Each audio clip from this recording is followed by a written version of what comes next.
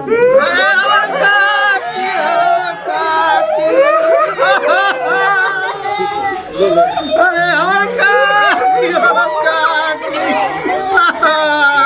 हमें छोड़ के चले गए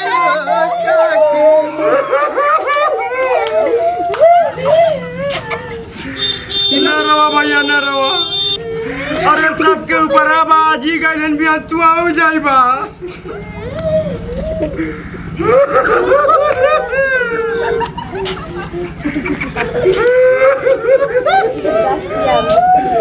न रवा चाचा ही गई तू आओ जाइबा। काकी इतना बढ़िया रहल भैया, दही जमावा एक को चुटकी देती नहीं रहे, सारा केला खा जाती।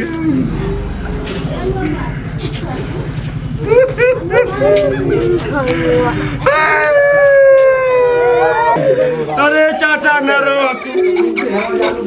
काकी अचरवा धैले रह देती नहीं रहे, कुल केला खा जाती।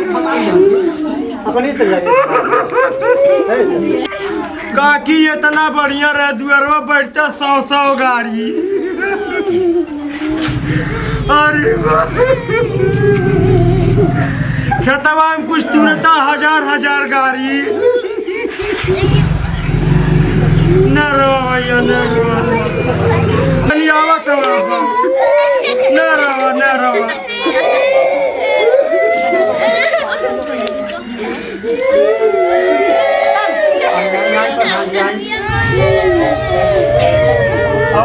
अरे प्रधान जी नो कब बैठ जाए आज बैठी प्रधान जी, बैठिए प्रधान जी। बैठा था अरे हम बैठना बैठी प्रधान जी बैठा। ए भाई ए बाबू के राल है भैया की ईया रानी है।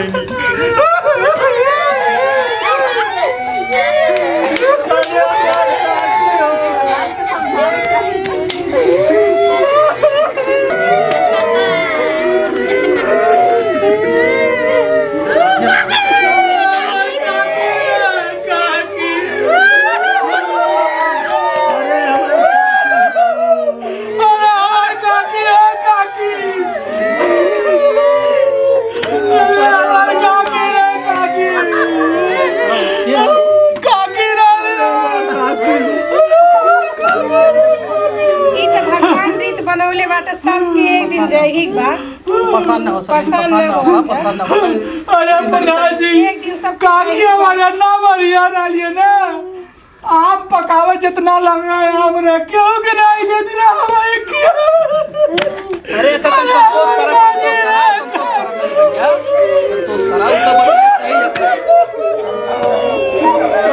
गौवा भर के ना 100 गाड़ी देती रही हमारे काकी, लेकिन हमने कब्बो नहीं करी। अरे तो तुम्हारी मानत रही नहीं है ना, यही ना तो तू ही सब चीज आते रहो। छुपा जा छुपा जा छुपा जा छुपा जा भैया भैया न रोवा, तमाला काकी चली गई का करबा।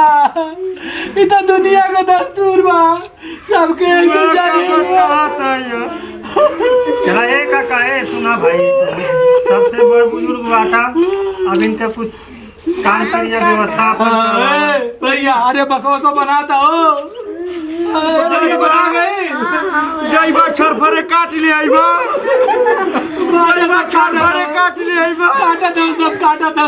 अरे तू कर तू। अरे हमार काकी रे काकी, काकी हमें छोड़ के चल गए। अरे न रोवा ए भैया न रोवा, चुपा जा का करबा। अरे हमर काकी, अरे मुन्ना बाबा अरे ए काका, अरे मुन्ना बाबा छुपावा इनके काला भाई जवन हो गए आई तो नहीं। अब काकी ये नहीं जवन हो गए अब दुनिया की रीत बा। अरे आज दुनिया की रीत बा ना करबा। आज चल गई नमन के छोड़ के। अरे आज इनका लिखल भैया काम करवावा जवन जवन लायक सबके जाए भैया। ठीक बा ना जवन दिन आए अरे हमर काकी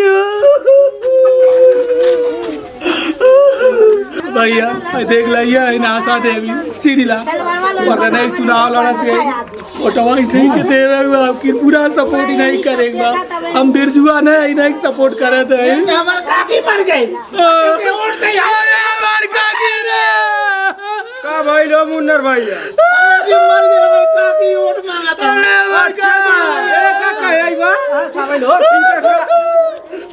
चुप रह जाता काकी हमर मर गई वोट दिया होता पैसा सुधा